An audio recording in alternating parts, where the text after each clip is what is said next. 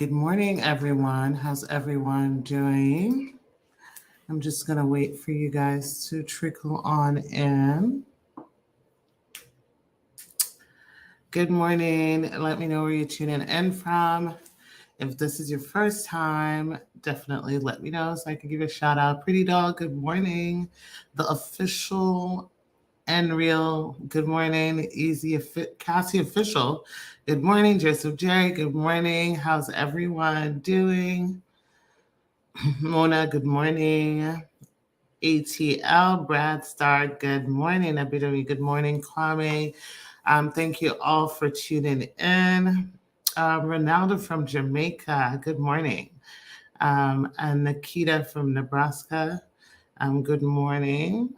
Barry Ann, good morning. Chima from California, good morning.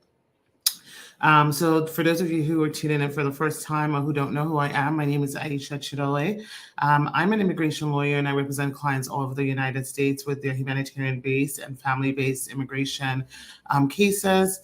Our physical office is in Atlanta, Georgia, but we take cases all over the United States and internationally. If you would like to schedule a consultation, call 407-995-6567. You can also send a WhatsApp to 404-333-8751. Okay, let's just jump right into it. Good morning. I have a question. When do you expect a resolution after annoyed? I'm going crazy. We sent everything. For those of you who don't know, annoyed is a notice of intent to deny. A response can come back at any time, and sometimes it's more prolonged. It just really depends on what your annoyed is. If your annoyed is either suspecting a marriage sham or, it depends on what your annoyed is. Every office is different. Has the fraud unit gotten involved in your case, or is annoyed more or less? We don't think this divorce was authentic. So it just really varies. There's no published timeline for annoyed. It just really depends on who or what stage your case is in or with, and ultimately it's just really a waiting game. I would say that if you haven't heard anything in about 6 months to 8 months, then maybe do an inquiry to find out, what the resolution is. Okay. Ms. K from Baltimore, good morning. Lachey Music, I have a very important question this morning. Sure, you can ask. Good morning, Simone. Christine said, are we able to travel to U.S. territories like St. Thomas with TPS? When you say with TPS, do you already have your travel permit? Because, even though you have TPS, you still have to apply for a travel permit. So if you have a travel permit, the next thing that you want to make sure is that you can travel within the U.S., if you're not required to, as long as you have your TPS within the U.S. or any U.S. territory, right? But if you're traveling anywhere else, please remember that it's based on your own country's passport and what your own country's passport asks for. So a lot of times people may say, well, I have an advance parole. Can I go to Canada? The question is, does the country you're from allow you to go to Canada without a visa? So those are all things that you want to take into consideration before you make those trips. Our office is in Roswell, Georgia, since you asked. My question is, I submitted for renewal of my green card while I was still married, and a few months after that, I got divorced. What should I do next? Eric, you need to notify USCIS that you're divorced. Well, actually, let me get some clarifications from you. When you say you submitted a renewal, do you mean you submitted a removal of condition application for a 2-year green card? Or do you actually mean you have a 10-year green card and your 10-year green card has expired and you're submitting a renewal? If your 10-year green card has expired and you submitted a renewal, then that's different. But if what you're saying is that you had a 2-year green card and you filed for removal of condition when you were still married, but now you're divorced, you do want to notify USCIS because it changes how they can remove the conditions on your green card, because now you need a waiver of exemption of joint filing. If you don't do that and mistakenly USCIS approves you without an interview where they don't have knowledge of that, it's going to end up causing you an issue when you do apply for naturalization, because they will say that you obtained your 10-year green card with misrepresentation or fraud, or you basically didn't notify them. So you have to notify them. And, as I've always said, getting a divorce is not a death sentence to your green card if you have a legitimate good faith marriage to a US citizen. You just have to show that even though we're divorced, our marriage was a legit marriage, and here is proof of that. Okay. My friend has a US citizen girlfriend. She's 19 years old. My friend is 20 years old. If they get married, can she adjust his status at her age, or they would have to wait until they're 21 years old? Well, technically, they can. It certainly raises red flags, but it's not impossible as long as they can prove that they have a legitimate marriage, and that she's able to support him financially, or have a joint sponsor who is able to support him financially. Okay. Marcia says, what is the time frame for an adjustment of status by a citizen child for her parent? The timeline can vary anywhere from 6 months to 13 months. It just really varies depending on field office and who has your file.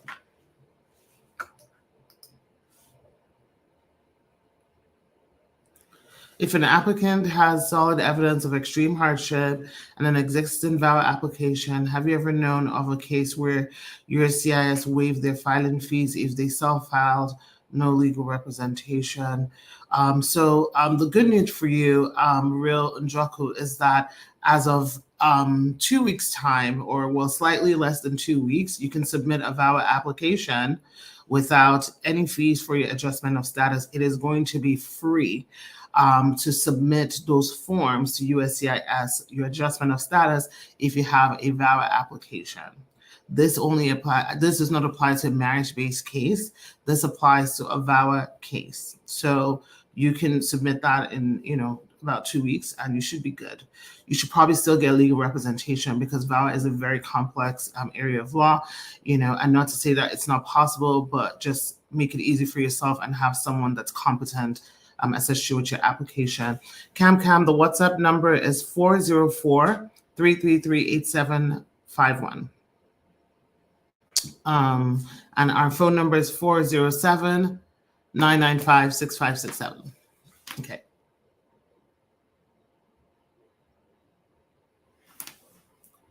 Does previously working and filing taxes with an ITI and tax ID affect your VAWA eligibility? The answer depends on, so typically, while you're not supposed to be working under the table, I feel like I need to say that before someone says, Aisha said we can work under the table.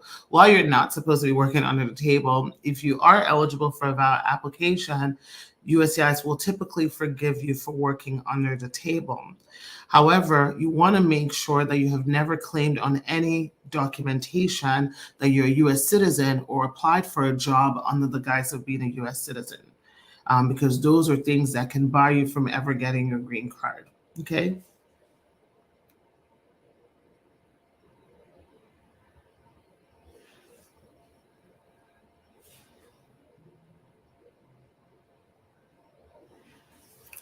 I have a wife. She would like to divorce me, but I didn't receive my green card yet. What can I do? Question is just too vague. I would need a consultation to understand what's going on in your marriage, why your wife wants to divorce you, etc. Okay, let's see. Instagram is on it on questions today.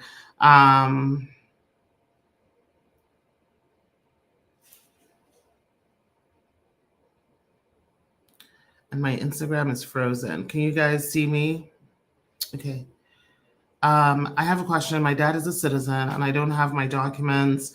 I'm 46. How long would it take for me to get my green card?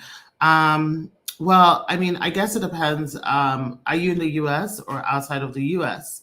Right now, parents of US citizen parents filing for their children over the age of 21, you're definitely looking at extended period of time. I'm going to actually pull up the visa bulletin so that I can tell you what it is. Now, so right now, it will take you about, right now they're processing cases from 2009. So you just subtract 2024 from 2009, and it's going to give you an idea of how long it's going to take you. So a little bit of time. So about 15 years? Is that correct? Yeah. So about 15 years. One thing though you have to know is that you have to be, if you're in the US already, you have to be in status. If you're not in status when your visas become available, then you would have to, get like a hardship waiver and then go back to your home country to finish up the process. So, good morning. If my visa has expired, can I still travel state to state? I personally don't recommend it.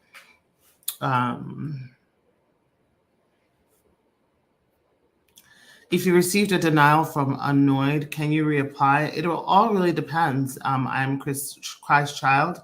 It just depends on what is it? What do they deny you for? What kind of case? Are you eligible for the case? So you don't just arbitrarily, reapply. You want to correct whatever deficiency is in your NOID or that resulted in you being denied, so that the next time you apply for something that you're eligible for it. So I would say thoroughly understand what's going on. What's your decision? Why did they make that decision? Is it something that you can correct? If you can correct it, then you might be able to reapply. Never Say Never says, what are the requirements for VAWA? VAWA, for those of you who don't know, is an immigration law that allows both men, women, children, and parents of U.S. citizen children over the age of 21 to get a 10-year green card if they have suffered from abuse or extreme cruelty from their U.S. citizen or legal permanent resident relations. When it comes to VAWA with marriage, it can be abused from a green card holder or a U.S. citizen. When it comes to VAWA with the child being the abuser, the child must be a U.S. citizen and that child must be over 21. And then when it comes to the parent being the abuser, the parent must be a U.S. citizen or a green card holder. There are requirements, of course, for children where the children have to be under 21 to file. If it's a step parent, you want to show that your parents got married before you turned 18. If you have a late filing, meaning you just found out about this today and you're 21 or 22, there is some exception with late filing if you can show some other grounds of that late filing, and that you can do up until prior to you turning 25.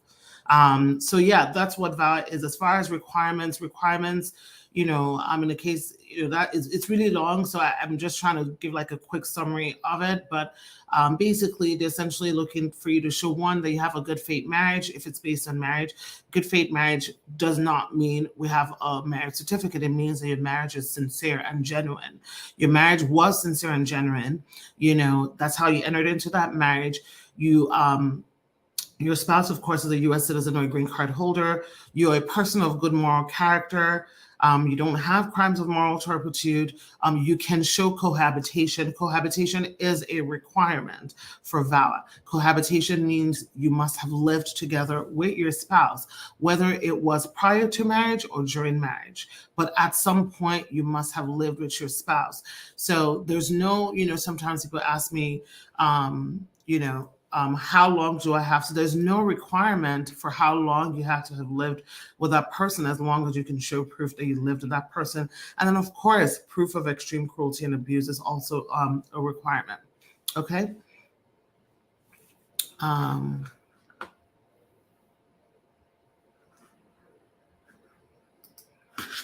So Kiara says, VAWA is so vast. Wow, thanks for that quick rundown. It is. It's absolutely very vast. Fatu on YouTube says, how long will it take to get an EAD through VAWA? My husband is a green card holder.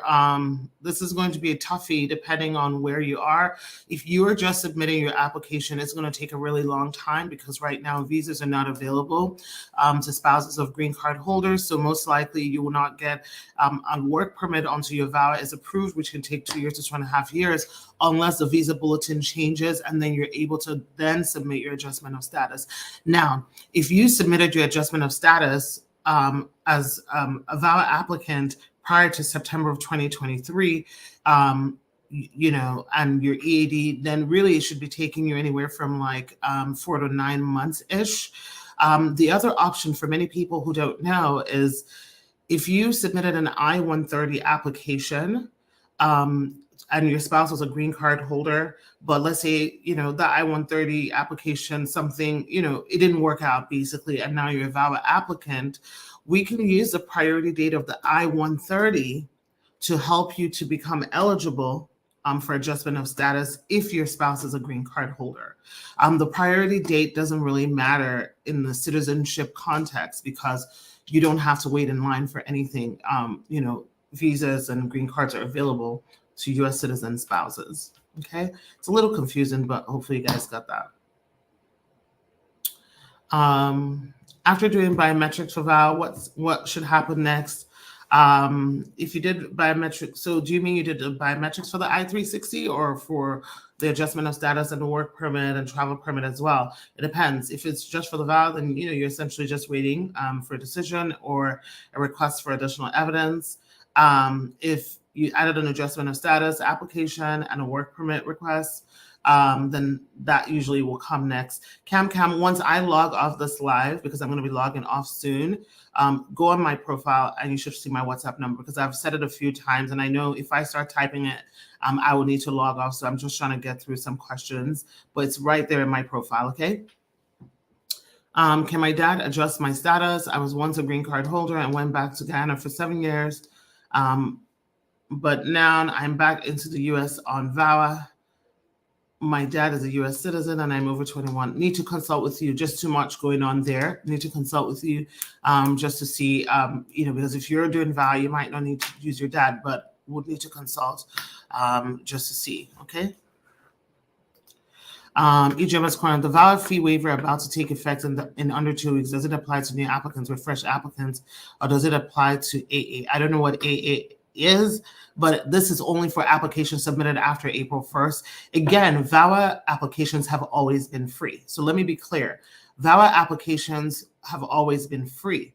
What is free now is the adjustment of status application attached to a VAWA application, meaning your I-485, your work permit, your travel permit. Your I-824 if you're doing a follow to join with your child, if you have a 601 that you need to request for misrepresentation, or your 212 permission to re-enter, and if you need to file an appeal on the basis of VAWA. Those are the things that are now going to be free. But the actual 360 application for VAWA has always been free, okay?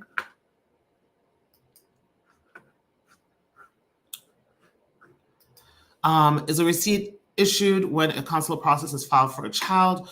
So only an I-130 is a receipt issued. What you get when an I-130 is approved is an email that is sent to the petitioner and an email that is sent to the attorney. There's an attorney in record saying, here is a case number to log on to NVC to start filling out the application, but that cannot be granted until an I-130 is approved. Then that email is sent, okay?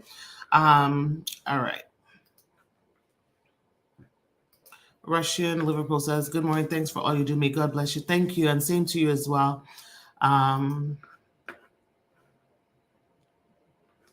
Okay.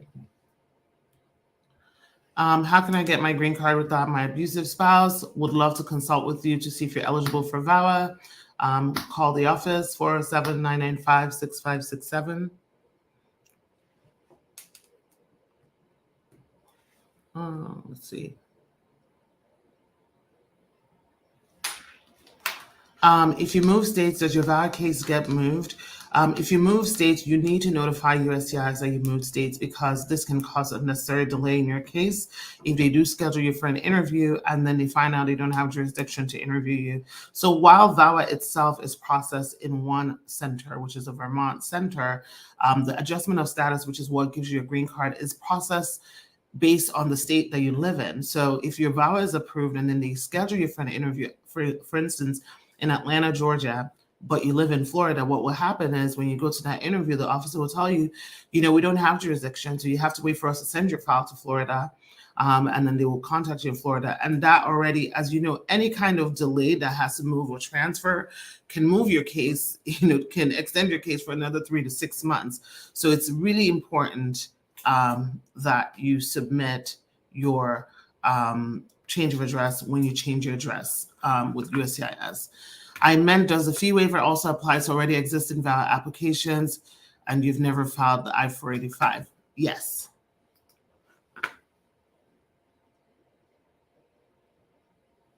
Okay, guys. Oh my gosh, sorry, guys. There's a really good question here, but I have run out of time, so I can't get to it. I'll be back on live tomorrow.